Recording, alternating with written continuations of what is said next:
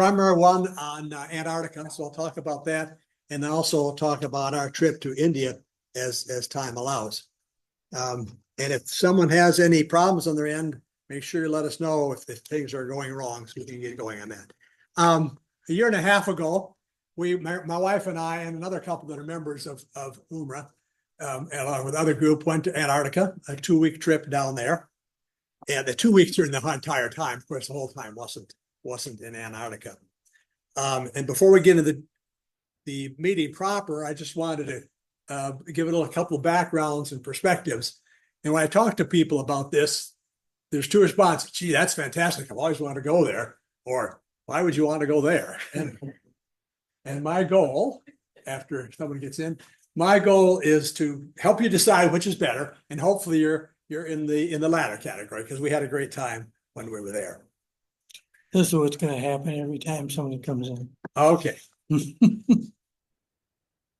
Online. And why can't I? That means I need to click on this again. Try again. Okay. Everyone probably knows where Antarctica is. It's pretty much due south from here, the area we've been involved in. But before we get into the specifics per se, I thought I'd give a little bit more background, a few statistics about or thoughts about the area. It's the driest continent, coldest, windiest, driest continent with the highest elevation in the world. And it's the largest desert in the world, about 50% larger than the Sahara. Average precipitation about 5%, but in the interior, it's only like, or 5 inches. In the interior, it's only like a couple inches a year. So it's really quite a lot. And the world's lowest temperature has been there. As you can see, most of the freshwater reserves are stored in the island, in the continent of Antarctica. And if it were to melt, sea level would rise 200 feet. We had significant discussions by our leaders about the issues of climate effects and so on. I won't go into those today, but it certainly could be a major problem. There's an estimated 12 million penguins on the Antarctica and 0 polar bears. We get this question, are there polar bears there? Well, no, there aren't. They're in north. So does the precipitation include snow? The equivalent of when it melts down to, yeah. So it doesn't snow there? Not huge amounts, because it's all ice and stuff there already, in terms of that. But you can get some, of course. Okay, there are a couple ways to get down there. It's a 3-legged journey. You can go. The first part is obviously to get down to. We left there and stopped Detroit and stopped in Atlanta and ended up in Buenos Aires on our first day. I spent 2 or 3 days down there. We had a great time there, but that's not part of this discussion. Save that for another time. And then this last across the Drake Passage, that last 500 miles is the biggest challenge. We'll talk a little bit more about that as time goes on. From there, you leave Ushuaia, which is the southernmost city in the world, they claim, and that's how you go across the Drake Passage to get across to Antarctica. I put there so you can see what the name of the city is and so on. This slide shows the picture of the ship we took over there, and just to make it clear, I've identified where our ship is on this slide. Okay. This monstrosity there, when you go there, you don't see Antarctica like we did on our ship, which was Ocean Explorer. 80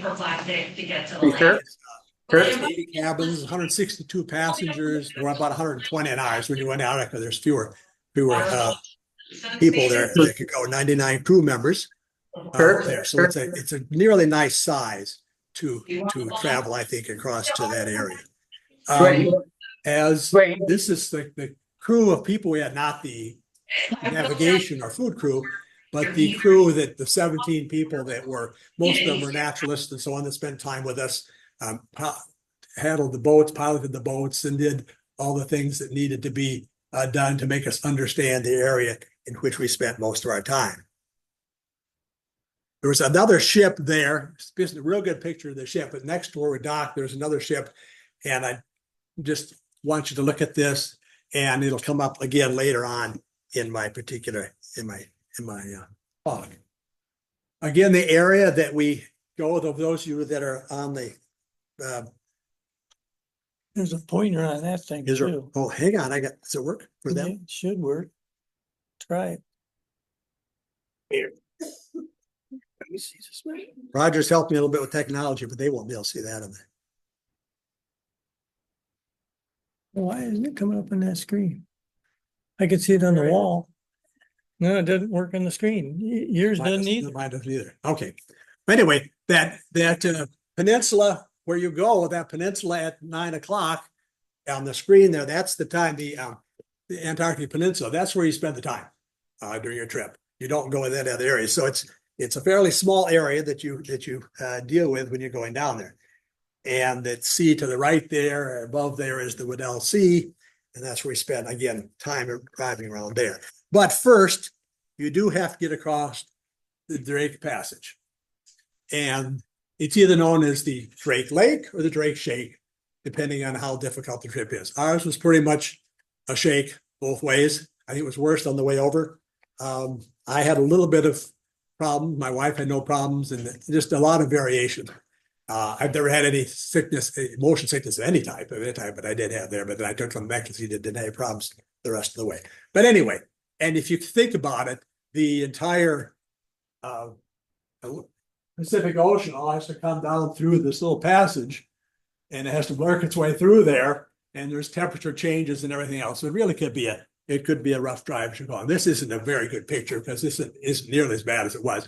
We had waves in the 25 to 30 foot level as we were crossing, particularly on the way down. How many feet is that, like 10, 15? I really don't know. I don't know, but you can see the seas themselves are pretty.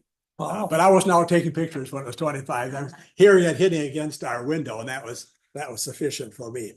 There is another option, of course. You can fly to up to this area right here, and then to the South Shetland Islands down on the map here. Then you don't have to cross the Drake Passage. It takes a 2-hour flight instead of 2 days. It takes full 2 days to get across the passage.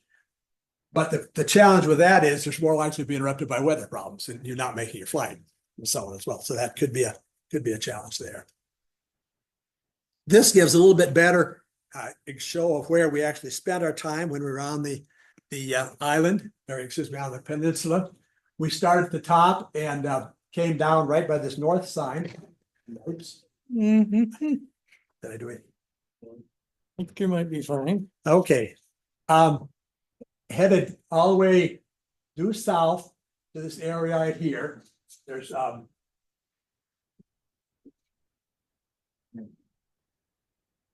here, down here, Adelaide Island. So we started the farthest point and worked our way back north across these different places as we went along.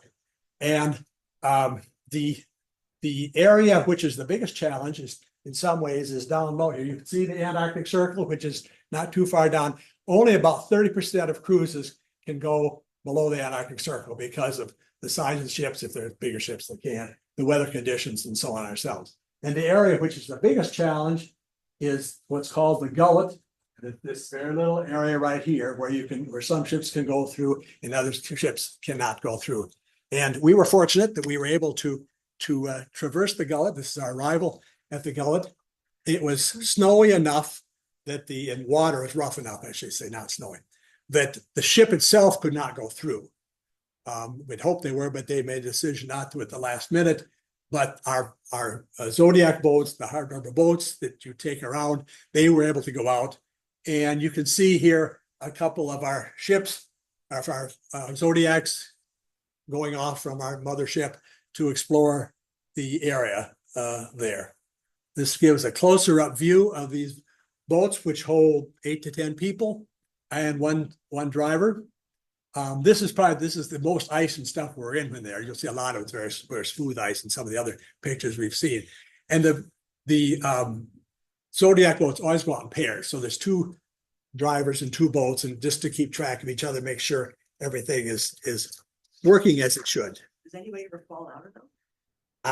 None of us did, but I'm sure it has happened. Yeah, it looks like it's really rough. I mean, Yeah, it can be rough, but I'm not, as Marilyn will attest to, I don't swim. I don't like to be on boats, and I was comfortable enough. So, and the crew is there. They don't go fast. The crew is very careful. When every time before we would go out, you'll see half a dozen of the Zodiacs go out with the pilots, and they'll check out the land and check everything else. Of our trip, we had 7 days in the Antarctic area. They're not including the time across the back, 7 days. And there's 2 boats going out a day. So those 14 times, we only missed 2 because of weather circumstances. And usually that's not the weather so much in terms of the sea being rough, but going into the maybe too icy or too rough right at the landing. Because all the landings are wet landings. That is to say, you don't go up on shore. You have to step into water in a step and a half, 2 steps, and go up to shore that way. Of course, you have rubber boots and everything else. So that is the problem. We're saying they're help you to get them out. I'm sorry to keep Yeah. asking questions, but are those hard to get into from the ship? I'll show you. How do you do that? I'll show you. Have you been in them? Oh, I gotta click again, try again. Oh, okay. I'll show you again how we get in and off a little bit later on. Okay. Not too bad. They're very helpful with you. I think that's the biggest key. Anyway, the first thing we saw was this blob coming against us. It was I think it was a Weddell seal, excuse me. And they're quite a, let's see how life they are. Right there. Watch that there.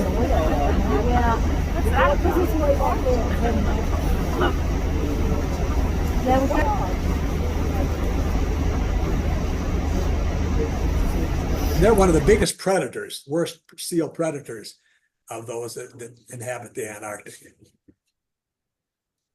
Just a little bit of a lesson here on icebergs. There are 3 sizes of icebergs, okay? The very smallest chunks are called growlers because, although we didn't hear this, the air that's inside of them, when it melts, they escape and they make some growling like an animal. They're no more than a yard out of the water, a yard out tall out of the water. The second type is the Bergy bits.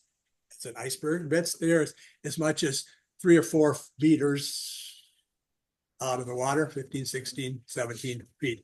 And they're just a little bit bigger one.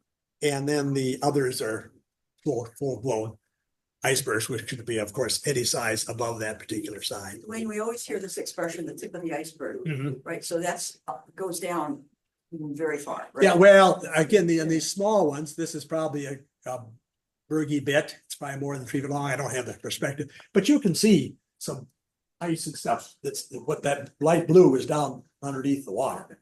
Yeah, so that's definitely the case.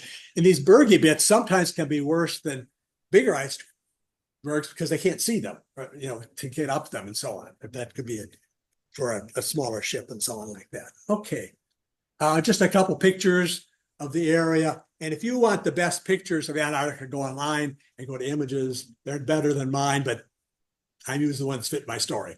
And there are a couple here that were taken by the professional photographer with us that I thought identified the situated place better.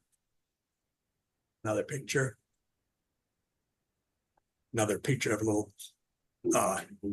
bit of a floating ice there. A growler, probably. This picture obviously was taken by the photographer. One of the things that a lot of people do is search for whales. We saw some, not that many, but in this particular one, we did see a whale. You can see it coming up here a little bit. And if you listen closely, you'll hear people really enjoyed seeing that, with a nice exclamation by my wife at the end.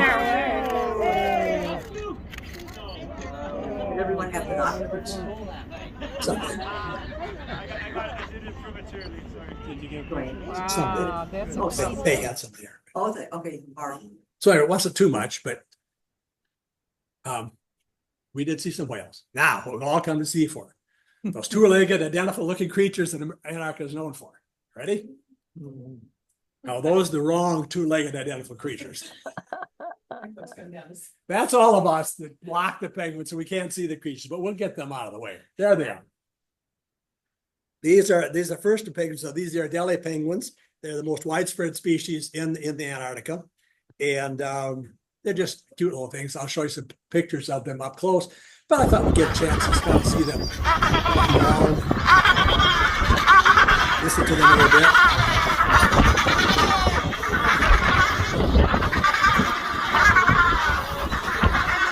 You can see some babies. We'll also post some pictures of babies later on. And do they build tunnels under, because the ones that we saw when we were in Penguin, what is it called? The other place that we were in Chile, they had an island that was like thousands of penguins, and they dig underground and they make tunnels, almost like halas, right? Tunnels, and they join with other, and that's where they have babies down there. So could they do that here? The question was, do these penguins tunnel under the ground and maybe have kids down, so like they do in some places where they've seen them in the, it's too cold, too rocky and so on. No, they would never be able to do that. Here you see some babies. We were there this time of year there. We went in January. This is, the middle of the summer. This is you can see a lot of the little baby ones, and you'll have to see more pictures of them before the evening goes on. This is a nice picture, shows the kind of cute little face, these little beady eyes and so on of the penguin. I just think it's an interesting photo. As you can see, the weather can be very nice there. This is the farthest south we were. We were below the Antarctic Circle, about 200 miles, 150 miles north of there. It was 50 degrees that morning. And we had a couple of days that were in their 50s. The normal temperature this time of year in that area, it's about 30. So it's pretty similar to where we are in January. It's highs and so on as well. But we had some very nice days there. And you can see we'll sometimes have clear days and sometimes cloudy, but a nice mixture of things this time went on. Nice couple. They are, yes. We're coming up to Red Rock Ridge, which doesn't look red, but it is, and it's fairly well known because that's kind of the farthest south people go and so on. It has a history to it. Well known. Another picture of it. Later on, we did some hiking in there. I'll show that to you. Here you can see how far south we are. You saw that where we came down through the gullet. If you recall the gullet, the ship had to go. They could not do. The ship had to go around, but that's where we were, and that's as far south as we got from the Arctic Circle, which is Antarctic Circle, which is up here. There are a number of abandoned and real, of course, but also abandoned research stations on the Antarctic Peninsula. And we're going to go aboard on one of them here to show you just a little bit of what they're like. This particular one is a British expedition that was there in the late 40s through early 50s, and then was shut down in the 60s through I don't remember exactly right now. I have a note somewhere. 1975 held about 6 to 17 people on this complex here. One thing I want to show up before we go in the building is if you look very closely by the door, and you'll see you'll see a white blanket with something on it. When you go in the Antarctic, nothing can touch the ground except your feet and your walking stick, and my rear ends hit there a couple of times. Everything that goes in has to come out, and everything you just have to. That's just the way it is. Do they want to be diseases, and you can imagine all things. So they're very particular about that. That will not be a problem because they'll make sure you do it. Well, once you go inside, you'll see this place, although abandoned, now they had sort of. Yeah, sorry. That's okay. All the comforts of home. You had a place to bathe, a nice library to read of what's going on in the world or wherever the context of the books were. Lamp to read stuff by. A well-stocked kitchen there to cook what needed to be done. And even a couple other things. You need to mash the potatoes and eat your food off of, and Roger's doing something for me here. They stopped me for doing something, and a well-stocked pantry. This is a British place, so you see Weetabix and a few things. They're not American foods, and a pile of coal, which has been there for 50 years, to heat the place up. But of course, it's no longer being used in a particular way. A couple other pictures. Wow, look at that tunnel. This is one I kind of like. The sun and the shadows and stuff really make some interesting things that you can see. That's a nice one. You're crossing a circle that has to be celebrated in some way. We actually crossed the Antarctic Circle at night, so we had a celebration in the daytime, and these were a couple of our crew. They don't usually, they look more professional than it's usually. And the sacrificial person there was only one person who got to be doused with whatever is there with that bucket of water to celebrate that particular time. Now we're hiking on this red rock ridge up there a ways. It doesn't look very steep or very long, but it was quite a trek.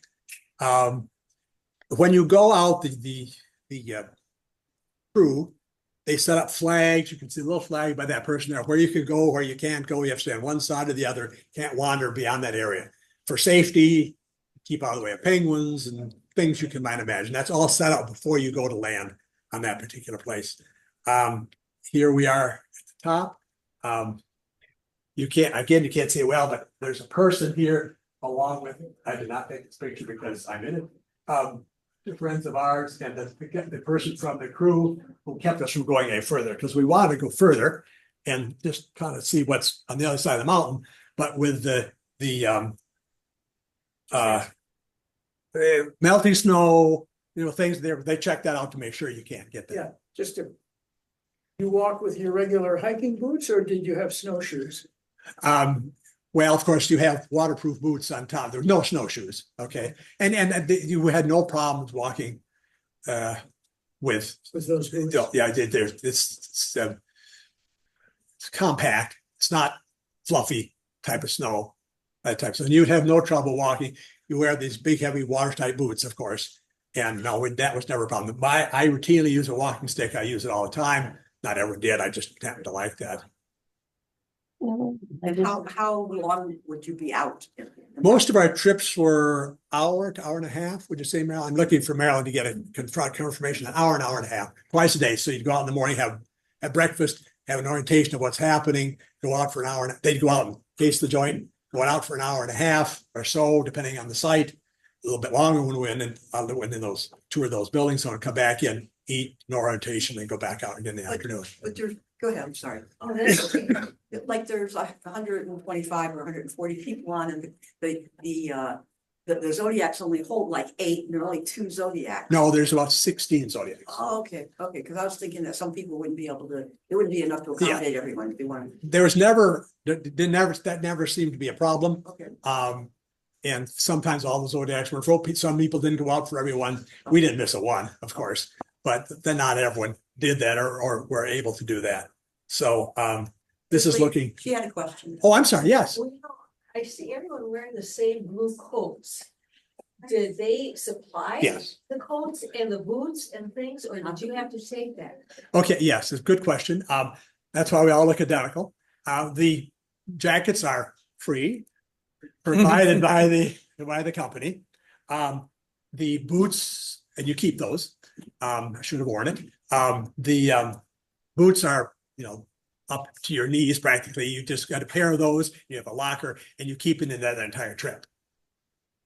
You just borrow it. Yeah, and you have to have, you just borrow those, and So they you don't have to travel with that. That's correct. Then this, you'd have to check not every what your cruise line does, but our cruise line did it that way. We talked to someone, they had to take their own, and you have to wear waterproof pants, boots, waterproof slacks. They would not let you go out without that, and whatever you needed underneath, keep warm. But I tell you, in the temperatures we saw, and those things, I mean, I had a shirt like this and maybe another layer on in between. We were plenty warm, often too warm.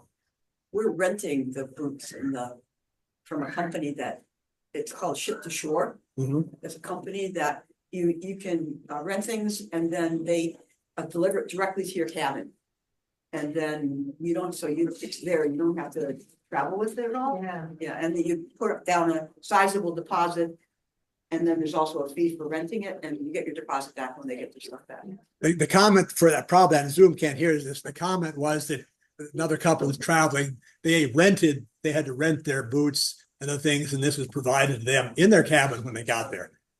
It depends on the line, so you have to check that out, but any line will explain what needs to be done and what that, but in terms of what you have to wear and so on, is pretty much the same from any particular place. And this is the, trip back down. I don't know where I thought our ship would be down there. It isn't. I'm not sure where it is, but it's out there. So that's a trip, walk back down.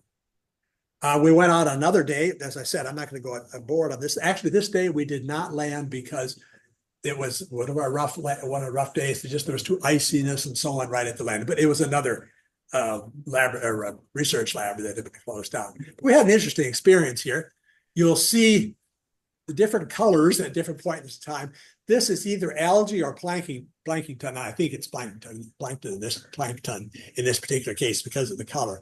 I'll show you some algae later on. Didn't see that a lot, but it was an interesting thing to see. When you're on the Zodiac and the hike is gonna take you about an hour and a half, if you can't get on land, you stay out on the Zodiac for like an hour and a half? So the question was, if it's not a landing, do you go do something else, on the ship during the time? It kind of depends on the situation. Okay. I think both those times we did not go out at all. And there was lectures prepared. So we had just an enjoyable time during that time, learning something that we maybe wouldn't have learned. It would have been a different time or something. So in that case, sometimes we just went out in the water and did not go on land. Again, that decision is how far you go and how much you do is all determined by the crew and the weather and all those things like that. So any combination will work. You can see how nice the water is, nice and clear when you think about it. There's no reason it shouldn't be. It's not polluted for any means. And evidence, you can underneath the ice, you can see how clear it is. This particular here, just so beautiful underneath the water like that. We ran into some more seals sleeping. I used this slide to point out that notice how high up the penguins are here. And we were wondering about that. And for a couple of reasons, they tend to be up high sometimes. One, it's safer from predators which are seals, things like that. And also they have the rookeries up there because it melts sooner, faster up there, and they can get a head start on what's going on when spring comes and so on and so forth. Just another kind of picture of the area. Joel said a lot of ice. Yes. But sometimes there's no ice. I mean, I hopefully have some pictures that don't have ice, because I would say most of the time there was no ice or just a little ice. Particularly as we worked our way back up north, there was less ice. One of her partner on the company Zodiac picked up this piece of sea ice, and so our guide, this is one of our favorite people, well, I have to pick up a bigger piece than he had, and she did. And so this is ice. I'm going to show you the next picture here. Same thing. This is ice that has been compressed for, I don't know, 1,000 years or whatever. So it's everything's been pushed out of the air today. So it's just as clear as can possibly be. And it's really cool to see that, I think. As she said, the sad thing is this piece of ice, which has been compressed under all of the sea and everything in the glaciers for 1,000 years, in 2 or 3 hours it's going to be gone, never to be seen again. What a waste. This shows we're going back. I thought might help a little bit on the getting it on. You'll see that the Zodiacs line up to go in midship there, and it isn't real close, but you'll see, in addition to the pilot of the boat will keep it tight against there, there's a crew member who will get you off using the hand grasp of like this, get you off to make sure nothing goes wrong. And there's another person there. So I felt very safe. Now I'm pretty nimble, but I didn't really have problems that way. They're very careful in that regard. And then they come back around, and there's a picture off here. And I think there was, I can't remember exactly, but there's enough to handle basically the whole crew up there. A little bit about what you did not see much of. You did not see other cruise ships. October 13th, This one 14th. happens to be a French ship. It's about twice the size of ours. So you can again see about how small ours was. It's a French ship we did see once. back on the Monday. Could see a couple times, some off in the distance, but there's a couple reasons for that. First of all, they coordinate the whose ships could be so what there. So show me ships could be a certain place. That's all. Monday the 13th. And they just try to keep them away from each other. So we did see, When do we think he's this, going to? this is an interesting ship here. This is a I Ukraine. thought that was already there. Have Not Jack, November. can you station mute down there. yourself, I please? think that's probably the safest place to be if you're from That's Ukraine. fine. I Right? have forest practice. But you never can tell because this is a Russian ship that was there. This is taking different days. Okay, They're not. so, This is a if you Russian went on Russian ship that was there Sunday, also. And as you recall, and came and back I on probably know that, 14. everyone kind of claims part of it and no one really owns any of it. And so you Yes, see right. these things around there. Probably. And then the last. But you might have stood anything. Yep, type of sea, we saw these, of course, But every should, day. I think we Many should people think went out about staying kayaking. the night over. We and- elected not to do that, even though Maryland likes kayak more than me, but since we've got a lot of kayakers in UMRA, maybe the group will go out there and I do think that that. works. And you can see there's not ice, and there are a couple of days they could not go out. Okay. They would usually often go out when we were going on an island doing something else. So you kind of miss something if you do that. 2 people per kayak? Yeah. That would be good for me. And there's another kayak with a leader. There's the yellow ones, Maryland, I think. That again, someone's along with you. Not quite like having in the boat with someone right there, but there is someone along with you. That's the other thing you'd see. This was a unique experience. This is sea ice, and I'm going to show you for a minute here what. This is a better view of it. This is not where we were, but this is, sea ice is unlike icebergs. It doesn't break off from an iceberg. It is ice that is formed in the sea, and because it's less dense than the water, it floats around.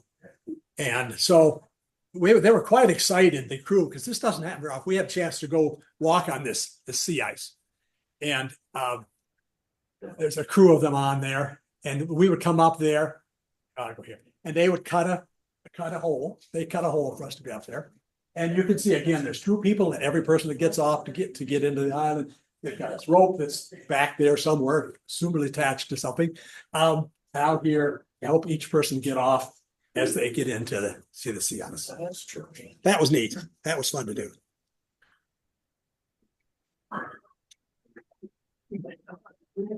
There's a picture of Karen and Tom Jepson, our friends, illustrating they're quite classy in their uniforms. The life vests that expand if you go in the water, and their free blue jackets, waterproof pants. They're quite a handsome couple, don't you think? Do you agree, Karen? She's listening again. Wasn't Okay. expecting that. Dwayne Kirky's favorite pictures. Some of you have seen these already. Are there any Muppets fans here? Remember the Muppet Show? No one? Or hopefully there's some. Okay. And remember the Swedish Chef? Okay. Well, there he is. Wow. It's just the whole darn thing. The Swedish Chef is there. You can almost hear him gibberish. You can speak in Swedish. He's just completed a meringue. You can see ahead of him there. I had some people say, did someone carve that? Something carved that, but not a human being. So anyway, I hope you see why that's one of my 2 favorites. How long has it been there like that? A long Half an time. hour or so, maybe. I don't That's know. as long as it stays. Yeah, Oh, I mean, well, I shouldn't say it. I don't know, but this is not like this iceberg or anything over there. They just happened to fall off the way and the wind blew things the right way and so on. I guarantee it's not there now. It's floating. I know, I've seen that picture before, and I don't remember where.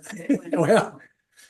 And then the second one, but this illustrates, you see a lot of blue ice in sometimes, and that's where it has been it's been compressed and the some absorbed and the blue light is cast off and so on, so you see those. But that made the basis for my second favorite picture. Some may be familiar with Edward Munch's paintings, The Scream. And this is the Scream from Oh, my Don Antarctic. Oh, my God. This is my friend. I call this the ice scream. I love that. That's great. Just a picture again, some more That is. Adelie penguins and their excrement on the rock. Again, showing them kind of high up. So there's only 1 species of penguin there. No, there are three species of penguins there. This is the Adelie. some of the babies. The Delhi, the Gen 2, and the chin strap. Okay, not the emperors. No, the emperors are not in this part of the world. They're further Yeah. south and towards the South Pole from there. Although my Marilyn's brother, when she went here, they found some that have been wandering around where he didn't belong. But you don't not see. You'll see those three particular ones. The Adelie is the third largest penguin after the others. Just a nice picture of that ice being thrown up on there. I thought it's a nice reflection on the area. Okay, now we're going to see the second type of penguin, the Gen 2, and they're particularly known for their trumpeting sound, particularly trying to get.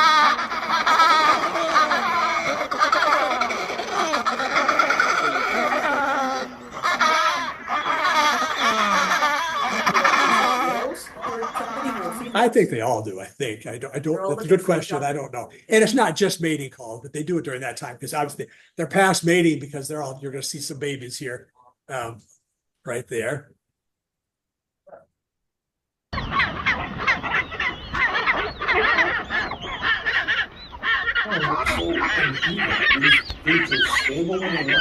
Yeah. Oh yeah. We'll show you some pictures of them strapping along. They have no problems with that at all. I guess I must got carried away in this. I think there's little kids getting in the way here. Doesn't belong there.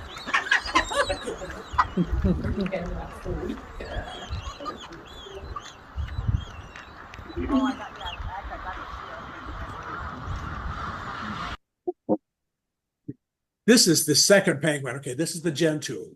And you'll see the reddish orangish beak. And this white crest kind of over its wherever on top of his head there and so on. And if you look real closely down the bottom, you'll see one, or actually two little babies there. I think it's two, looks like two, that bigger picture. So these were younger than most of them. Most of them were like the ones you just saw. I'm not sure why they were, but that's the way it was. This was not a picture I took. I said I used some from the photographer. This is a brown skua, one of the few predators of the penguins. They don't get the big penguins, but they get the eggs and the babies. And they're making a big racket. I'm sure if we had a sound, you'd hear them trumpeting away and doing all they could to keep them away. How do they defend themselves against them? Well, they make noise and, do all that kind of stuff like they do and so on. This was sort of a sad situation. We saw these half dozen ones just all laying there like that. And the naturalists, this just doesn't look right. So they did not let us go in that area at all. And took some pictures and sent this off to the bird sanctuary, someplace they were investigating to see if there's some problem, some infection or something like that could have taken place. I said about the algae. This is some red algae. You can see a little bit of it there, a little closer up in this picture here. And then there's some green algae here. And there's it's the same algae basically. And it goes from green in spring to orange and red in the winter. And I don't know just why we're all there in the springtime, but for some reason there's different colors there. But you do see that algae, quite a lot of it around. Some people think this is something came out of birds. But that's a distinct. That doesn't make any sense. That there would be algae there. I think of that in more subtropical climates. Where it grows. How can it grow there? Well, I don't know the answer to that question, but it does. Well, algae doesn't grow on the water, it grows on. No, not on the water. No, on the ice and the rocks. Yeah, I think of algae around this area, Lake Erie and ponds and whatnot. It's in the water. It's not on the water. Yeah, but this is on water too. It has to be frozen. That's the best answer I can get. I mean, that's sort of. They also have these, particularly the Gen 2s, have these highways. I mean, you can see how deep it is. I mean, that's that deep. That's 6-8 inches deep, where they wander along the same way all the time, which makes it easier for them to just take off. As the question was raised before about how difficult it is that to do. Now we're getting to one of my favorite, everybody's favorite, so I shouldn't say that. But this is a Deception Island, desolation it could work. This is a volcanic island. And we had a little snowstorm just before we got there. So you see the ground is black, the rock is black, and there's that nice little bit of snow right there, just as a I'm biased, but I think it's a beautiful picture. And if you look closely there about 8 o'clock, 9 o'clock, you'll see a little ship. I'll give you a close-up of that. You've seen that ship before. That was docked right next to us before we took off. So this 3-masted wooden schooner followed through us to the Drake Passage, and like they did back in the old days. So I suspect they had a rougher ride than we did, but it's there, and this is a known quantity. It doesn't. Looks like there's a little more beyond. You know, I've looked at that several times myself. Let me see the big slide. I almost looks like it, but I don't know if it is. I would looked at it small. I was just looking at the big on the screen here, and I don't think it is though. First, I thought maybe they had a little skiff that went out, and so they could go on land. And maybe it's that. I don't think it is though, but I can't say for sure. You'll have to go down and check it out. What countries are those associated with? I have no idea. But as I said, this is a volcano. This is a caldera. This erupted. It's active, but it hasn't erupted since the 70s. But active is a phrase that is applied. There's major problems in the 60s and so on with it, but this is the caldera. You can look around the corner, you can see a ship back there. It's a very large thing. You can see people walking up the other side. There's another view and looking towards more the center of it. And you can see some up there about 10, 30, 11 o'clock, way up there. So you can get a flavor for how big this is. Uh-oh, somebody's gonna jump in the water. Oh my gosh. But it was designed to do that.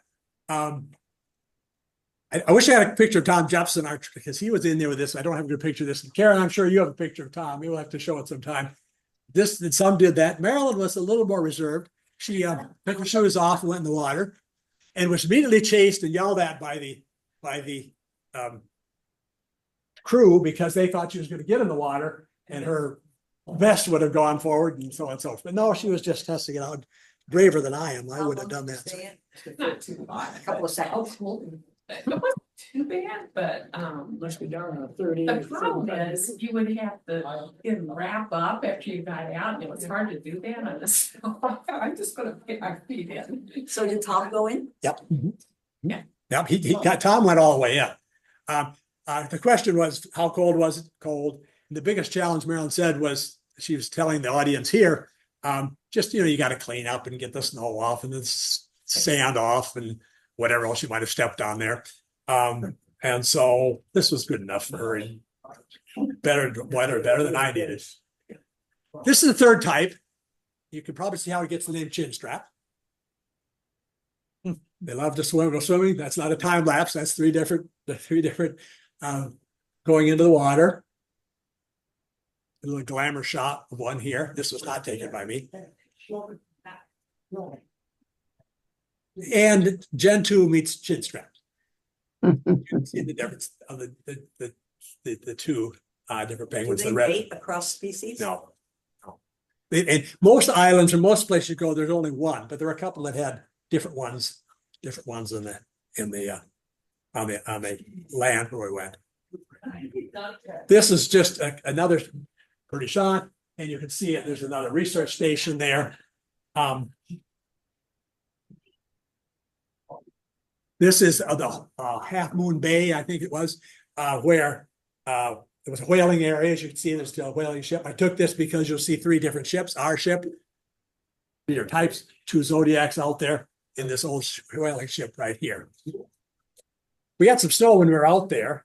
Again, just a shot. There's nothing particular except I thought it looked cool. Another chin strap. You've seen actually good pictures of chin strap.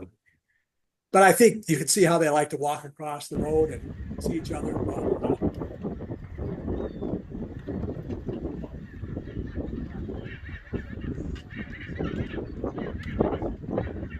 The sound isn't too loud, so you can't hear them screaming. That's regurgitating lunch for them. For the little ones. This is an albatross of some type. I don't know the name of it. This is where it started to snow on this particular island. Some more seals. a different kind of seal. Maybe this is an southern elephant seal, it might be. They're really fast on the water. They can really move.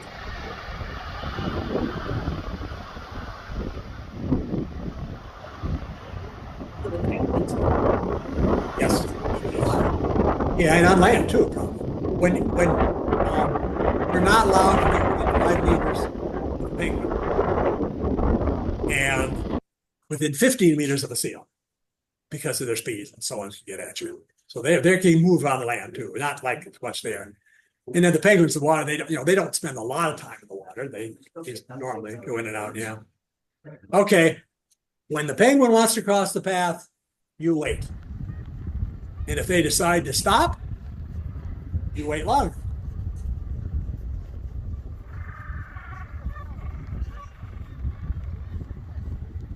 They want looking with these strange, identical looking creatures off to the left, they may just stop and look at them and see what's it's all about.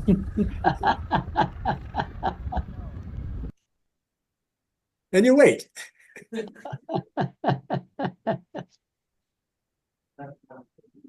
I think this penguin was looking, is that some relative of mine up there? But no, that's a disinfectant and emergency kit and so on, things that they carry with all the times when you're there. So that's most of our journey. When it was really dirty area, you had to have your feet washed, your boots washed off, as you see Marilyn getting down there. Every time you go out of the boat, you step in a disinfectant. When you go back into the boat, you step in the disinfectant as well. Again, to keep everything out of there that doesn't belong. And that brings us close to home, but just a few, I haven't told much about the ship per se. There's no casino, there's limited entertainment, but that's not what you're there for. This is Marilyn and me with our friends at Karen and Tom Jepson. Good food, very good food.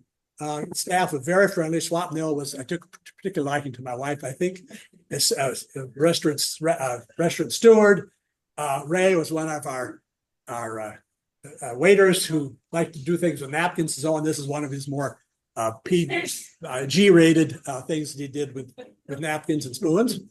And our wife steward Ray, who, because we know much of his wares, but very friendly people and so on as well.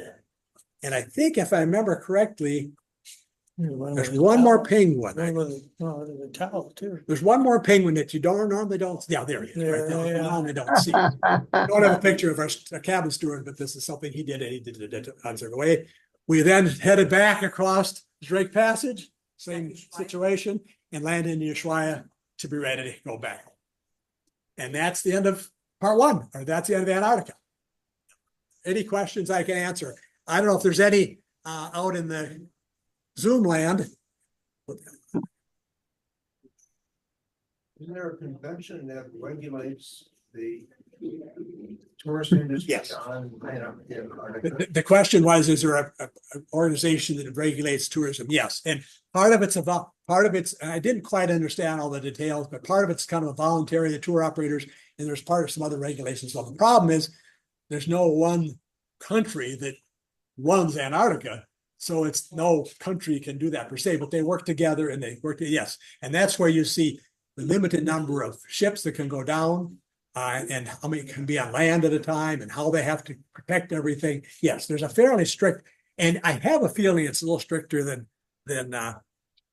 might be thought. I mean, they don't make a big deal about it, but they talked about it. So yes, that's where all these regulations come in. Is that the only lodge or hotel in Ushuaia, or are there quite a few? Because I know we're staying in Ushuaia overnight. I don't know where. Yeah, no, there are a number of hotels, and you can hike.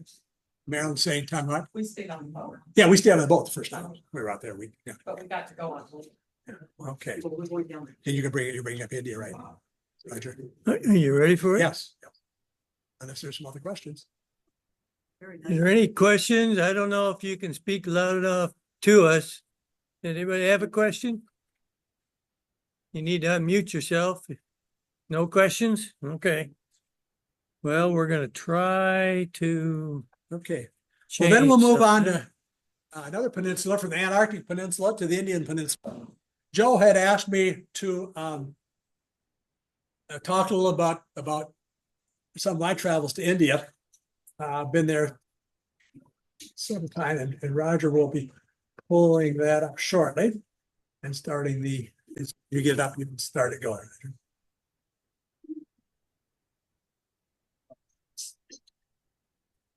Hope Joe's okay. I do too. The beginning. Yeah, there we go. Okay, we get the other stuff out of there. I've had the privilege of traveling through volunteer activities I've involved with to both the northern part of India, where we heard Joe and Jack talk about earlier in the year. And I've seen that, so I've seen that area, the Delhi and Agra, Kolkata, and so on. And so I wanted to, this will be a shorter presentation, just to highlight some of the different, that's the area we know better, that northern, the gray area. This is not put together for my Ohio State fans. The gray area in the top is kind of thing, the northern, that's the southern, and it's much more a peninsula, as you can see there. And I want to highlight, hopefully relatively quickly, just some of the differences between there and up north. And I'll give you some of the stats now, and hopefully the pictures in the presentation will reinforce that as we go along. The language is different. I put sometimes because, these are all relative kind of things. It doesn't mean there's no that speaks this language here and there's not a fish in the northern India or anything like that. Doesn't mean that at all. But just have the language is different. It's Dravidian, which I don't know anything about, but it's not an Indo-European language at all, as the northern India languages are. There's thousands of Indian languages in India. This area is best off socioeconomically. The greatest GDP, higher literacy rate, lower population, lower birth rates. In fact, some of these states, are not being replacement. The population not being replaced sufficient enough that will go down. It's going down as time goes on. Its climate, nothing surprising. It's tropical, more humid, more monsoons. And monsoons very important. We think that's kind of a bad thing, and it is, but can be. But that's where they get their water. So when you have a short monsoon season, that causes problems there, as opposed to when I was working on building a children's home in Calcutta, outside Calcutta, where the monsoons wreaked havoc on everything, but it's a separate story. Landscape, obviously, more beaches, the food is more fish related and more rice rather than the wheat that you see in the north, the naan and so on. Commerce, this is a lot elsewhere, but they do a lot of agriculture. Aquaculture is big, as you'd expect, where we're located. Big IT development areas in Hyderabad and Bangalore. And pharmaceuticals is something I'm interested in my background. It's all over India, but some big facilities there to do pharmaceuticals. Traditionally, but that means 1,000 years ago, they traded more than the rest of India did with China and Rome and other East and West. And that influenced some things coming in here and so on as well. They're down there, they can get out, they would go to those places. It just sort of physically makes sense to me from a geographic point of view. The buildings are more of a Dravidian style, and I'll share a couple of examples of that. We see it, huge temples, huge thing. There's more Christians in this area. Again, it's a minority of the population, but the Kerala, which is down at the bottom, it has the most. It's 15% of the population, but you kind of get the flavor. You see several differences, and now let's sort of illustrate some of those, if we will. The trip we did started Hyderabad, went down to Bengaluru, or Bangalore as it's often called, Kochi, lower left, Madurai and Chennai, which used to be called Madras. And that in the Bay of Bengal, that's the Arabian Sea on the left, Bay of Bengal on the right. And that Chennai is where remember the earthquake and tsunami of 2004 on Christmas Day. There was damage. Of course, this was I don't know when it was, 2010 or something. We did this trip quite a while ago. Anyway, I'm not going to show everything from all these places because time doesn't allow that, but we'll show some representative things to illustrate my point hopefully about the differences. Kind of why we were there. At this time, there's an organization that I've been volunteering with for 30 years called the United States Pharmacopoeia. It's not important. It's not a government agency, a not-for-profit organization, does drug quality testing and so on. Anyway, we're an international group and we have facilities in Hyderabad. I was the chairman of the board of the corporation at this time, and we were dedicated to new buildings. So this just took us down here. And so I used this opportunity to just share a couple of things. If any of you have been to weddings, maybe Indian weddings or things of that nature, ceremonies of one type or another. There's a lot of things with coconuts and flowers and fruits and just all sorts of different things. The coconut is particularly important. This picture on the left, which is a not very good picture other than the top of my head, shows me breaking a coconut as part of, there was both a Hindu, both. There was a Hindu, a Muslim, and a Christian ceremony as part of the dedication of this building. And there this is obviously the Hindu one. I'm breaking this coconut, the liquid goes in there. The coconut is symbolic of a variety of things, but it's very important to them. They have a trinity, Brahma, check my notes to make sure I get this right. Brahma is the master deity. That's not the correct word, but that's what I'm going to say for lack of something better. He's represented by that hard shell. He's the protector. No, he's the creator. And then the protector is Vishnu, which is represented by the fruit. And then the water is Vishnu, Brahma, Vishnu, and not that it's important, but it is to me. Shiva was the destroyer, and that's just so that's a symbol. There's a lot of symbolism there. I won't say more about it now, but and by cracking the coconut, you're acknowledging these things, showing respect to these areas, asking for protection, and you can imagine how that would fit in the development of a dedication of a building. Trees are very important. Some people believe that the trees feel pain and so on, like we do, but there's a deity connected with every tree. So I and several others, excuse my grammar, several others and I planted a tree there. I don't think the water I gave it did a whole heck of a lot, but I did water it to make it go on its way. So anyway, that was just to explain that kind of that ceremony, which is not really, this is Southern India, it's not unique there, but I thought it might be sort of interesting to know that. And then after that, we did some touring. This is Marilyn and me on your left, and then the others are just other board members. The two men, we traveled around Hyderabad together with the lady and her husband, and Marilyn and I rented a driver, a couple different drivers, had one flight and two, and traveled in Southern India. She a Michigan grad, PhD, I think undergraduate here, just passed away about 6 months ago. She was health economist and very involved. She ran Medicare and Medicaid under the old senior Bush and so on. Good friends of theirs. Sorry to lose her. Anyway, we went to tour some places in Hyderabad. This is Charminar, which Charminar translates as 4 minarets. On the left there, you can see this was built in the 1500s, I believe. I need to confirm that in a second here. 1591.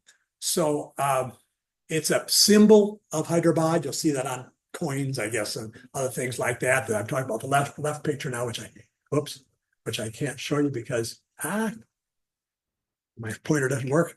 But anyway, there's a mosque on the top. The whole time has been there for 425 years. So it's a symbol of the area. It's for ceremonies and so on, but also it's a big market area, the types of things you're used to seeing. And if you've been there before, seen other pictures of that, the mass confusion that reigns in an organized way. Just a couple of buildings. That building on the left, you may have seen there. It's a hospital, a government hospital. That's well-respected hospital. And the arch on the right is an example of the Islamic structure, architectural structure. The Golconda Fort, which is huge. You'll see some pictures. It's a huge fort, and it was again a similar vintage, I think, of time back in the at about that same period of time, I think. So don't quote me on the time, but about that time. Anyway, one of the claims to fame is that this is a diamond growing area. One of the claims to fame is that the Kohinoor and the Hope Diamond might have been. Oops, thank you, Roger. Might have been. They probably were stored here, and they think they were found in this particular area. So there's a big diamond area. But again, you can see it's a pretty massive complex. We go up to the top. We're looking down on some of the destroyed areas and so on down below. And just to make it clear, this isn't a little place when you're walking down and putting your hand, because you can see the people there. This is a big complex. And it was just fun to kind of wander around there and and see all those different things. Nice parks down the bottom for the people to enjoy.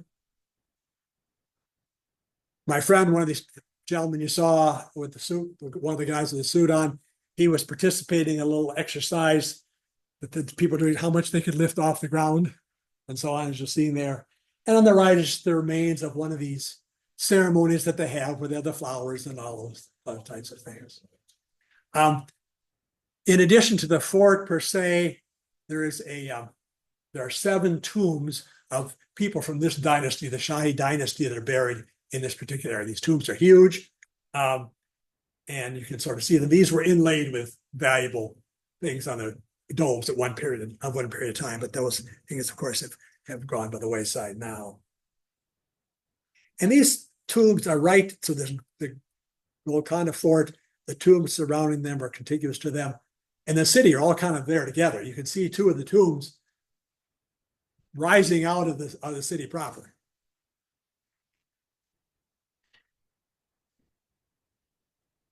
So now we get out of town, moving on to the road. So we're on the way to Shaven Belagola.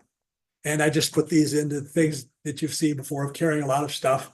And that's some rice fields there. Remember, this is more of a rice area than you saw in the other parts of the world. In this town, this is a temple. We did not stop, but I taken the picture, or we did not go in. I take the picture. So first of all, I wonder what's behind the red and white stripes. We never did find out what's behind there. And also this illustrates this Dravidian style of architecture, these pyramid-like structures, particularly at the entrances to temples. It's much different. If you've seen the Taj Mahal, it comes up and things kind of curve into a top. They're very distinct in terms of their architecture. One of the nicest parts of our journey as we're driving down is this little farmer's market. Our driver stopped in, and as you might imagine, we were the only non-Indians within 500 miles of the place, probably. But it was just so colorful. It was a beautiful day. It was so colorful. The foods and the tents and the people dressed so nice, and we were greeted very nicely and treated very well while we were there, even though we didn't buy anything because we really didn't need any beans or potatoes to take with us, or other things as well, for that matter. Again, some other pictures. Everything's laid out so nicely. It's a really, really fun time. Yes, Roger. Do they speak English or not? Some do, some don't. When you get on this is a very rural area. When you get out here, you aren't going to find nearly as much, or not enough to carry on conversations. Fortunately, our driver helped us a lot here. You get out of the big city. Just a couple of pictures of other things going on. 2 women washing clothes up there. Lady going through the streets, and the gentleman blowing a horn. I'm not sure exactly the significance of it. And people are looking at him. This lady here doesn't look too happy here blowing his horn. So I don't know if it was a positive thing or not. But just some of the sights you see when you're in those particular areas. Now, the question is, we're going along. We see this something coming off of this hill, this Vidayagiri hill. What is this? You go closer, realize, well, this is a statue of some type, one or another. Wow. And we wonder exactly what it is. The driver was kind of coy about it. He wasn't telling us exactly too much about it. I think he knew, but he didn't right away. Well, there's only one way to really find out, and that there's 500 steps approximately on the way up to the top to see where it is. I wanted to go up there. There were 2, 4, 5 of us. I was outvoted.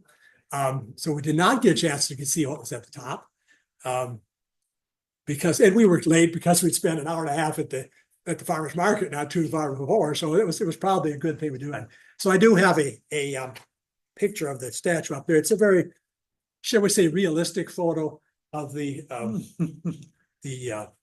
person who's there. This is a statue of Gomateshwara. It's a 58-foot high statue. It's a big statue, but they describe it as the world's largest monolithic statue. I think meaning that it's how big the hill is and so on there. So we did not see that. Maybe next time we go back, we'll have a chance to do that.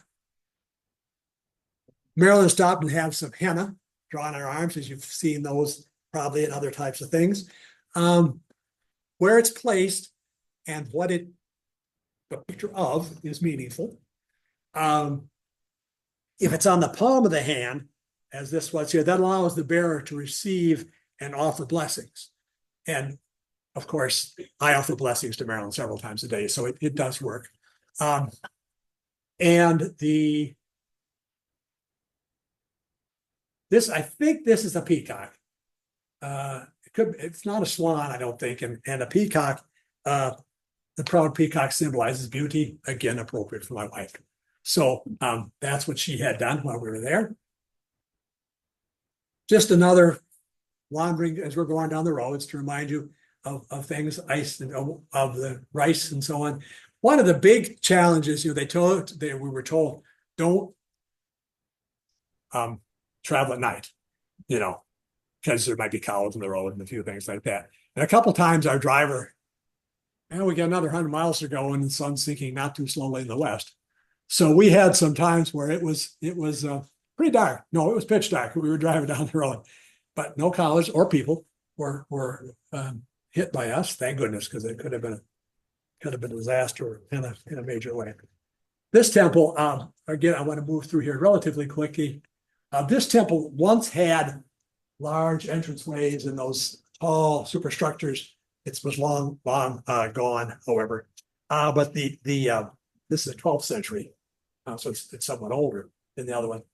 Temple. But the amazing thing about this place is these friezes, or these carvings. This is made out of soapstone, which is fairly easy to carve when it's mined and then gotten out, and then it hardens as time goes on. And there's 150 elephants. It's just, the guy was explaining the history of it. It's just fantastic, along with these recessed pictures of deities and so on, or sculptures of deities. Just a fantastic place. Those horses, cows, I don't know what they were. Ganesha is probably one of the most well-known, or the most commonly depicted as the head of an elephant with its trunk and four arms. Anyway, that's just one of the things you saw on these grounds. So that was just so interested to see that particular place. This temple, again, particularly in the interest of time, I'm not going to talk about particularly, but this only because this illustrates the type of entranceways, these pyramid kind of things that you see in this Dravidian style of architecture. Again, obviously a much later thing with maybe more Buddhist influence. This is a beautiful botanical gardens in the late 1800s. I pointed one of the things I liked when I thought this is there's again these huge monolith areas that happen, the rocks that happen to be there, and a little these four areas actually were like the four corners of the city at one time. Of course, the city's expanded beyond that now. So brings us to our last stop for this trip, and that is this is in Kerala, on the Arabian Sea side. Big fishing areas, you might imagine. And these they're called Chinese fishing nets. On the left there, you can see. And there's nothing Chinese about them other than, again, remember I explained how they traded more with the East and West. And in the 14th century, the Chinese did come here. In fact, Cochin, which is the name of the city, Kerala is the name of the state. Cochin means like China in some language. So they're not Chinese per se. They're very much a tourist thing. These things can be 50, 60 feet high. Those are some cormorants, I'm guessing, on the top there. Lots of fish. And they're intricately and just huge. And they're counterbalanced so that they can walk, one person can walk out of the thing and put it down in the water, and then he comes back and it comes up and they catch fish and so on. It's just fascinating thing to see, and a very popular tourist. They don't get this fish. This thing does not come up with 23,000 fish in it. Okay, they may not get many fish, but then you buy it right there and go off and cook it as soon as you get home. And there's someone who has something to share with us. I tell this story because it's just a fascinating entrepreneurial story. There was a gentleman. I don't know if it's this guy behind Marilyn here on the left or not, but he did washing in his Holford neighborhood or something. And he just developed this whole thing, developed this whole business over time. So now he has in the upper left, he has a whole crew of people to do the washing. In the upper right, the whole people are drying and out. In the lower left, where they're getting ready to be ironed and folded, and Marilyn's helping out there to get things done. I think she was hoping for a free dinner or something. It didn't happen, but that's okay. She got some good exercise doing it. It's just a fascinating story, I find. And this picture here, again, nothing exciting about it. It's the church. This is a Roman Catholic nun. Just to remind us, this is the area where there's a fair amount of Christianity in the area compared to others. And my final slide, I thought it'd be interesting to close with this Kulam or Mugu. These are, again, drawings that are unique to this area. They started here and they've expanded beyond that to other places in Southeast Asia and so on, as well as around India. But these were made originally at least by, the women would do it every morning. Rice flour, but it's sometimes done by chalk and other things. Now it's talking about traditionally rice flour. And it's bringing good luck and protection to the household, as you might imagine. Not only decorative, because in the original things with the rice flours, that the ants don't have to go too far to get a meal this way. And the birds could come and enjoy the rice flour and so on as well. But with a wishing of prosperity, and they have to be finished off. This is a simple one, fairly finished off in a certain way, so that it's pleasing to whoever wants to come in, particularly the Lakshmi, the goddess of prosperity, and not a lot of open spaces to keep out the evil spirits as well. So I hope this brings you some good luck and prosperity and so on as well. And I'll answer any questions we have.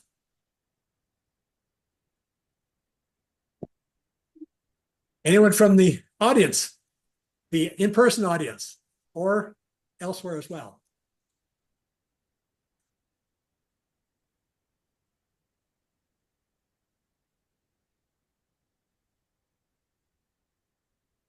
If none, I thank you for sticking around and for the entire hour and 15 minutes I talked. And we'll look forward to hearing someone else next time. Thank you. Thank you. Thanks, Dwayne. Thank you. Yeah. Very good. Very good. I just joined the meeting. I apologize. I fell asleep. Wait, what'd you say, Joe? I said I just joined the meeting. I fell asleep all afternoon. I apologize. It must have gone well, though. It was good.